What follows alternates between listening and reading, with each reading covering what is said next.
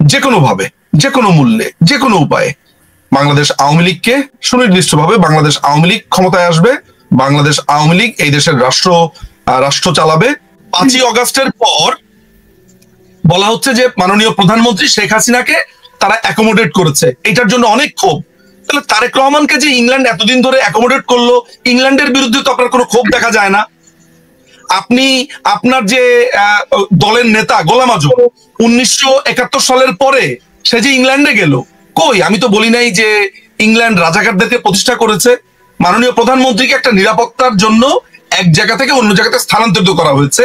এখনো বাংলাদেশের প্রধানমন্ত্রী মাননীয় প্রধানমন্ত্রী শেখ হাসিনা আপনি হাওয়ায় তলোয়ার চালাচ্ছেন। অর্থাৎ এই রাজাকারদের রাজনীতিটাকে চাগিয়ে রাখার জন্যই এই বিদ্বেষগুলো করা হচ্ছে। কারণ নাহলে পাবলিক হবে কি? এই রাজাকার বাচ্চাদের যে আস্ফলন, এই রাজাকারদের যে আস্ফলন এবং বাংলাদেশকে পাকিস্তানিকরণের যে প্রক্রিয়া শুরু হয়েছে, আমাদের জন্য তো চ্যালেঞ্জিং বটেই। তবে আমার কাছে, আমি ব্যক্তিগতভাবে যতদূর বুঝতে পারি এবং আমার কাছে যতটুকু তথ্য আছে, এই অমানিসা খুব দ্রুতই কাটবে, এটা খুব দেরি হওয়ার কথা না, আমার হিসাব অন্তত পক্ষে তাই বলে। একটা কথা মাথায় রাখবেন, সেটা হলো যে আমাদের যেই একটা, আমি বলবো এটা জাতীয় দুঃখের ব্যাপারটা হচ্ছে এমন যে বাংলাদেশ আওয়ামী লীগের রাজনীতি নিয়ে ভিন্ন মত থাকতেই হবে। বাংলাদেশ আওয়ামী লীগের প্রতিপক্ষ থাকবে, বাংলাদেশ আওয়ামী লীগকে নানানভাবে সমালোচনা করা হবে। আওয়ামী লীগ ঠিক এভাবেই আপনার সমালোচনা, সেটাকে পেরিয়ে ওইটা যে তার কখনো না করতে পারে ওভাবে রাজনীতি করবে, এইভাবে একটা রাজনৈতিক দল শুদ্ধ হয়, কোনো সমস্যা আমার তাতে নাই। কিন্তু আমরা এই মুক্তিযুদ্ধের এত বছর পরেও যখন আমরা দেখতে পাই যে আওয়ামী লীগের সমালোচনার নামে মূলত পাকিস্তানকে প্রতিষ্ঠা করা হচ্ছে।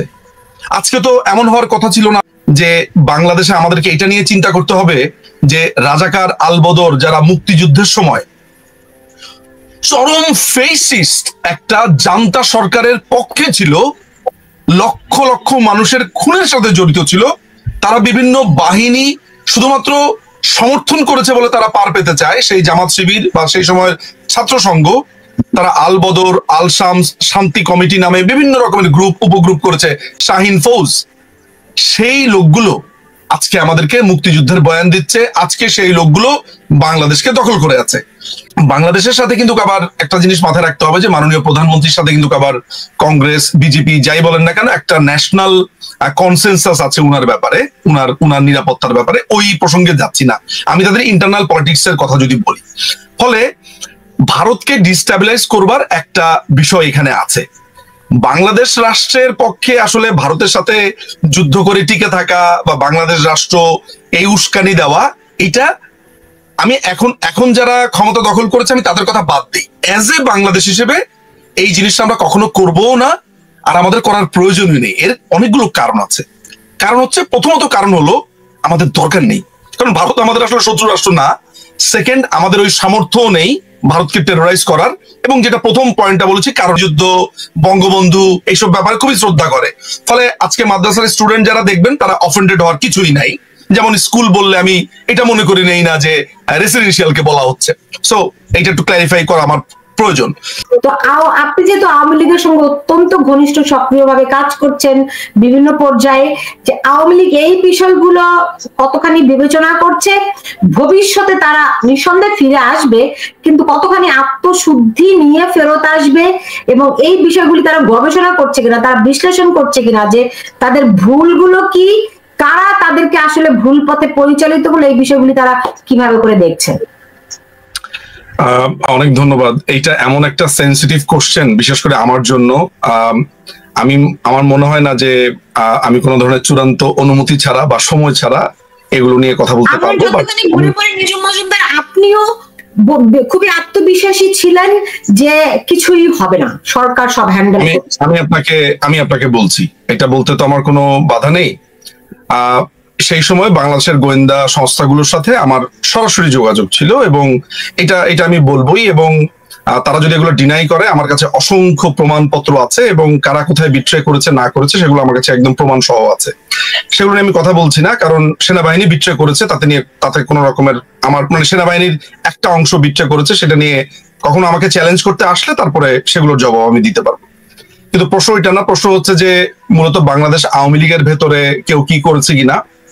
দেখেন, আমরা এখন এরকম যেরকম একটা স্টেটের ভিতরে আছি, সেই জায়গাতে আমার মনে হয় না বাংলাদেশ আওয়ামী লীগ এই মুহূর্তে কাউকে কনফ্রন্টেশনে আনা, কাউকে ব্লেম করা, কারণ আমরা আহত অবস্থাতে আছি, উন্ডেড।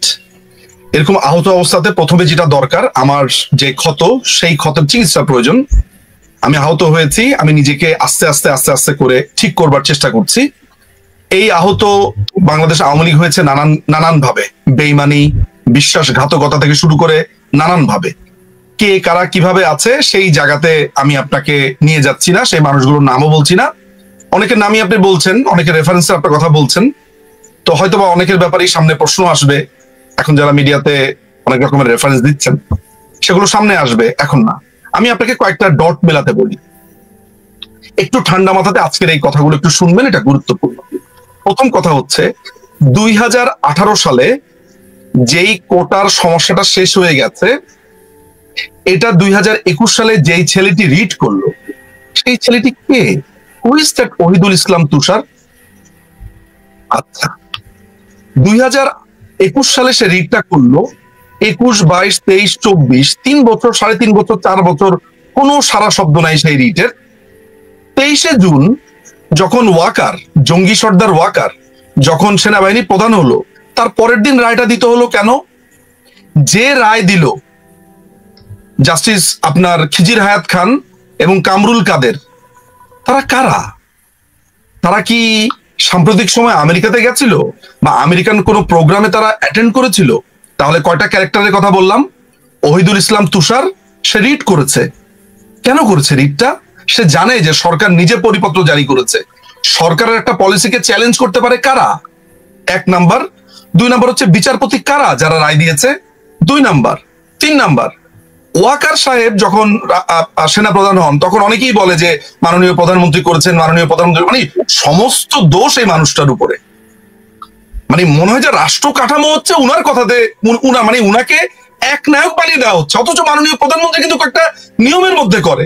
কেউ কোনো যদি মানে মাননীয় প্রধানমন্ত্রীর কাছে কি কেউ যদি বলে যে এরকম আমি শুনেছি জমি জমার সমস্যা নিয়ে গেছে, মাননীয় প্রধানমন্ত্রী নিজে বলেছে যে এটা তো আইনি ব্যাপার।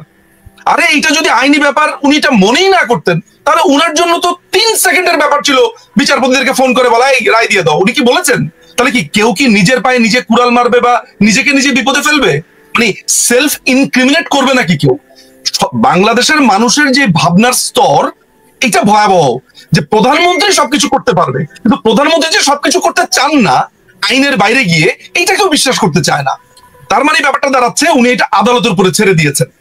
উনি যদি আদালতের উপর ছেড়ে না দিয়ে উনি যদি প্রভাব খাটাতেন, তাহলে একটা প্রমাণ এর মধ্যে একটু দিয়ে রাখা ভালো। 1999-এ উনি ভারত থেকে ফিরে একটা সংবাদ সম্মেলনে বলেছেন, ভারতের একটা সফরের পরে উনি সংবাদ সম্মেলনে বলেছিলেন যে এত জামিন হচ্ছে হাইকোর্টে, যে ধরে ধরে সবাইকে জামিন দিয়ে দিচ্ছে।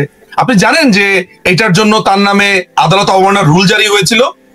এবং একটা যে প্রপাগান্ডা আপনি প্রায় শুনতে পান যে মাননীয় প্রধানমন্ত্রীকে রং হেডেড বলা হয়েছে, এবং বাংলাদেশের মানুষ মনে করে রং হেডেড মানে পাগল, মানে কারণ তার ধারণাই নাই রং হেডেড শব্দটার মানে কি।